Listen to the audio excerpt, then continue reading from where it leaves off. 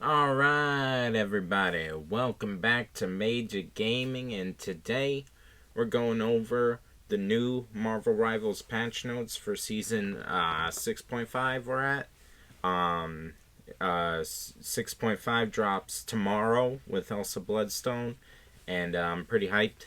I've been playing a lot of Rivals recently, and not gonna lie, I've been having fun, you know?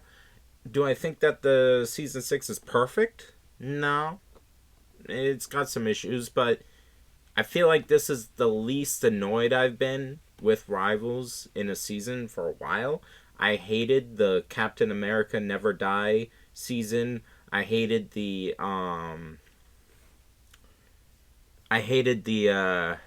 Namor Gamma Squid season.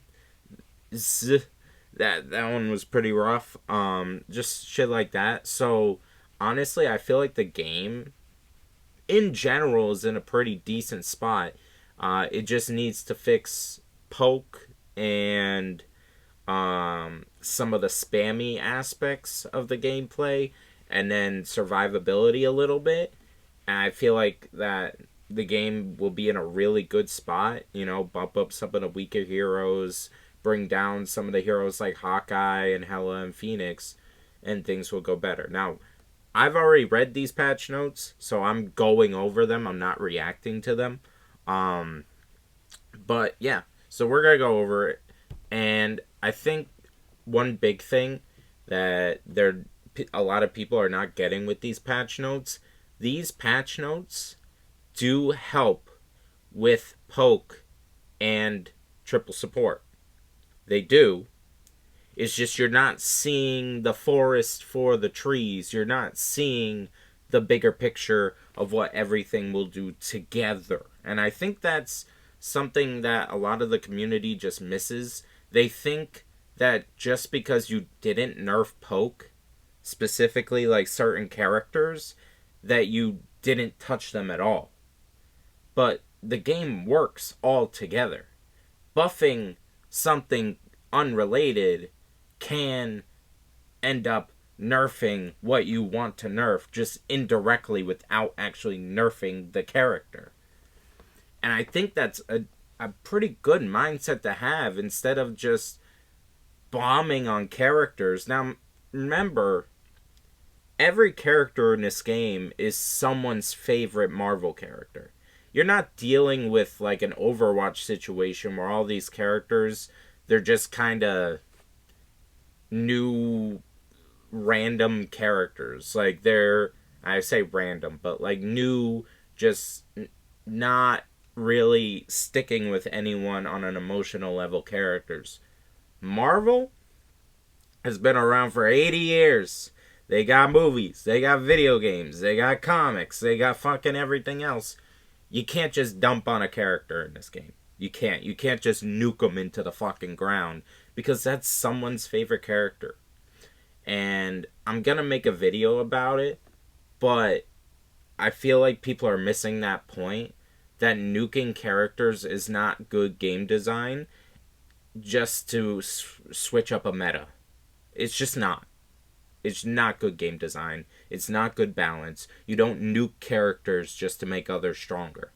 That's not how you do things. It's just not. You're better off buffing characters and making them more viable in order to, or reworking characters, buff or a rework more than a nerf. A nerf should be just a down to the bottom of the barrel, like, oh shit, like this is all we could do right now, nerf the character. Like, or if it's just like a small nerf, like a number nerf, that kind of makes sense. But in general, you want to rework or buff before you nerf.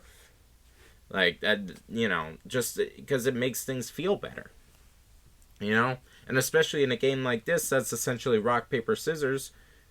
You gotta create counters to things. They gotta create counters to triple support and poke that might not be there right now, or there might not be enough. This game is about building comps, building teams, and working with those specific, even more than just Vanguard duelist strategists. You gotta look in more. you got dive, you got poke, you got sustain, you got, all these other things, and you gotta look at that and be like, all right, what am I doing? You know? If you're playing dive on defense, you better be good at dive on defense, or if not, your whole team's gonna die very quickly. That's something I fucking hate in ranked. I'll tell you that right now. People don't take into account that playing dive on defense does not work as well as playing sustain on defense. Like, you can't hold a point as well with dive on defense as you do with sustain on defense. You just can't. Because they're not meant for that. Yet people do it anyway.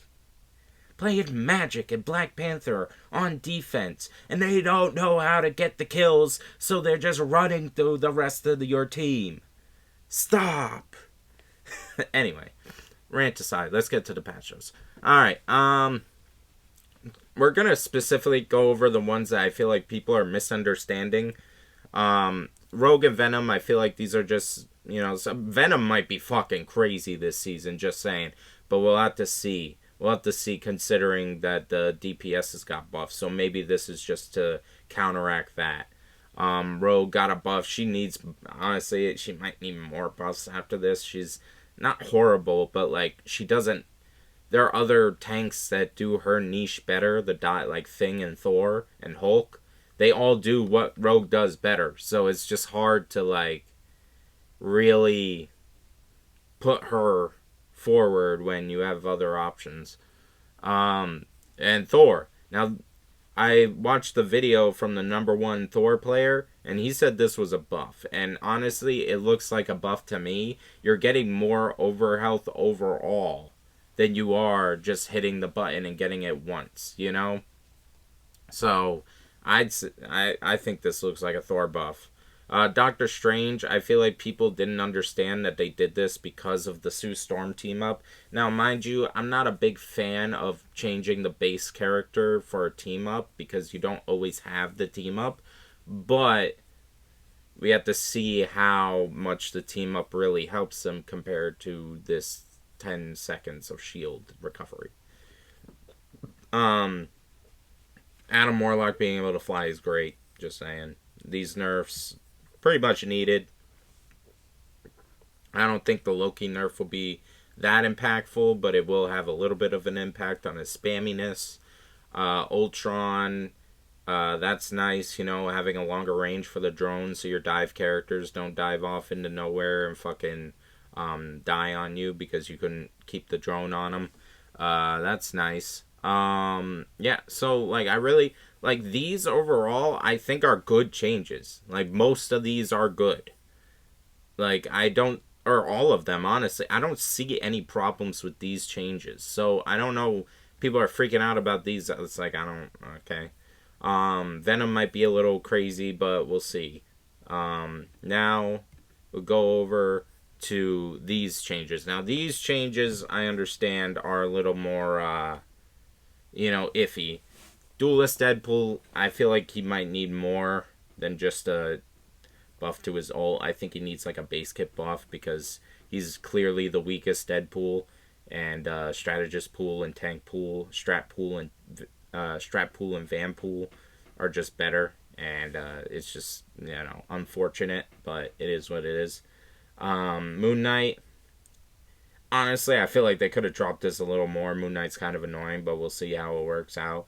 It might not be too bad. I think this is a solid change. I don't think Moon Knight needs to be gutted, obviously, but like, I wish they reduce his damage. But all right, here's something I need to go over because I feel like people kind of contradict themselves, and I kind of just did right there. Moon Knight. I said I want him to do less damage, right? But Moon Knight is really good at helping with triple support, which is something that a lot of people complain about, myself included. So, like, this is what I'm talking about, where even I do it, where I'm like, I want Moon Knight to do less damage. I want Squirrel Girl to do less damage because it would mean less spam. But then at the end of the day, that spam, that burst damage helps with triple support. So these things while they might be annoying in the moment, you gotta understand why they are there. They are there as a counter to something else that's annoying, and everything counters something else that is annoying. You know? So, at the end of the day, do I want Moon Knight nerfed even more? No, not really, because then, more triple support can be done. People say, oh, well, you're buffing DPS and that'll make triple support more needed. No, that's not how that works. Okay, if you buff DPS and they go triple support, they won't have the damage output to actually kill you guys before you kill them. If you take out a DPS or a tank, or if you say you take out a tank instead of a DPS to go triple support, now you don't have the sustain to keep the front line. You don't have a front line to really keep the Moon Knights and the Squirrel Girls off of you. You don't have the sustain to protect you as a triple support team. If you take away a damage instead in order to do triple support, and they bring out Moon Knight, Squirrel Girl, Punisher, these characters that do a lot of damage, and they're melting through you to get and then kill off your team there before you can like pop a healing ult or something, then it's not gonna work. Triple support is not a win button. It's not an automatic win button. Triple support does have problems with certain comps that you go against. If you got a Storm who is getting buffed in this patch, you have a Storm, right? That Storm is above their team. They're getting an 8 with the new patch. It'll be an 8% attack boost. Then you bring out a Mantis. Okay, then you give them 2 attack boosts that'll last 14 seconds on top of the permanent 8% as long as they stay under Storm's ass. Then you got a Moon Knight and a Squirrel Girl just spamming shit at you at fucking, well, it would be like over a 12% damage increase. Eventually the strategy, the triple support is gonna have problems healing through it. Now, God forbid you bring out the Hela Namor team up on top of that. Say you bring out Storm, Mantis, Hela, Namor, and then like a Penny, and then a I don't know, like a Cloak and Dagger, an Invis, like a main healer that does like a lot of healing. You're gonna run through them because you got the attack boost from Mantis, the fucking attack boost from Storm, you got Hela in the back just fucking spam and poke at you, and then you have Namor with the squids, and you have that anti-heal wave shit that he's got with that team up. If you get hit with that wave in a Suult, you can die from that. That shit is so. That's the strong part about that team up. It's not the undead squids. It's the fucking anti-heal wave. And people don't. I played ranked against a team last night. They banned Gambit and they banned Cloak and Dagger, and then they ran the Hela and Namor team up, and they just anti-healed our asses into nothing because they knew what they were doing. They banned 2 of the stronger healers, and then they fucking just anti-healed us to death. And they had a blade on top of it. I'm pretty sure I remember they had a blade. I think they were running 3 DPS, and that just melted through our double support and pretty much forced us to go triple support, and we were still struggling.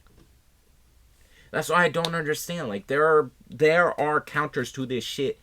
If you are struggling that hard against triple support, you don't know the counters. You don't know the right characters for it. And that's a you problem.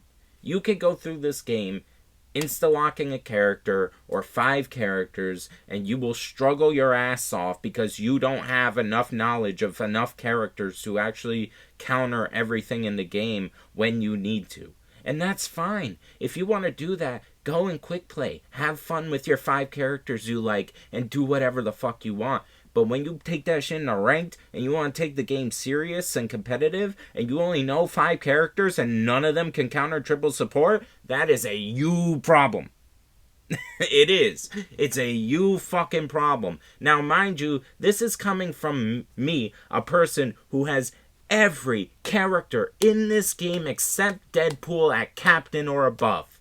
and I can prove that shit. I have every strategist in the game as Centurion right now. That's why I don't have any lords. It's not because I haven't put like a ton of time into one character. No, it's because I spread my shit out amongst every character in the game. I have multiple tanks as Centurion. I have a couple DPS as Centurion, and then everyone else is at Captain. Even Rogue is at Captain right now. Deadpool is the only one who's at Knight at the moment. Okay? And I play all 3 versions of Deadpool. Okay? I'm tired of this, like, locking in 5 characters and expecting to win shit. It's not gonna fucking work. Okay? If you only know 5 characters in 2 roles, you're not as good as you think. You're just not. You don't have the answers to everything. You can't make everything work. And you're just not. You're gonna struggle, especially now because there's so many options. Okay, the more characters that get added, the more options we have. It's gonna be a massive game. All right, and you are going to struggle if you can't learn, if you can't keep up with learning more characters to counter more things that get added into these games, because these characters, they're gonna keep coming, and they're gonna keep adding new weird shit that you gotta think about when you play the game. You know, like, there's gonna be flyers, there's gonna be flying tanks, there's gonna be flying strategists, there's gonna be fucking... who knows what else? We could get fucking Thanos reality warping the fucking map. Who the fuck knows? All we know is they're just gonna keep adding more and more shit. And that's why they made these patch notes this way. To give more counters to triple support and poke. Because you know what? These ultimate ability increase costs, you know what that's going to do? That's going to make triple support less threatening and poke less threatening. A Star-Lord in the back line, right? You Star-Lord to the back. Now all of a sudden you got your ult more. Now you're popping your ult in their back line, destroying their triple supports, because those strategists, unless they pop a healing ult, they're fucking dead. Like, a Star-Lord ult could go through 3 strategists in one go. And he's going to have that more often.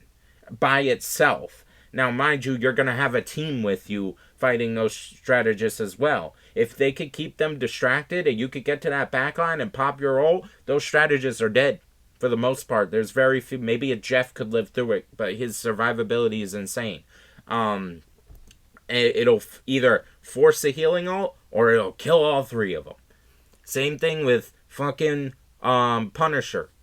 Get up to them, blast through their strategist line with your fucking ult that you're gonna get more of, and you'll be fine, you know? Like Squirrel Girl, same thing. Now they didn't buff her ult, but they still gave her a buff. Just fucking spam nuts in the fucking backline of your team, and you'll take out their backline. Like, cause that shit is ridiculous. You know, it's just shit like that. Like, you gotta think about what's... And then poke. Hela and Namor and Hawkeye, their survivability is not that insane. The only reason it's insane is because you are trying to come at them from the front and they are just killing you before you could get to them. But if you go around back with a Star-Lord and you fucking legendary on them from behind, they're essentially dead. Unless Hela has her ult or Phoenix has her ult, then she might live. But if they don't have their ults, and Namor doesn't have his R1, if fucking Hawkeye just exists, they're dead. Like, a Hawkeye's not getting away from your ult like that. So they'd have to turn and try to kill you before you kill them.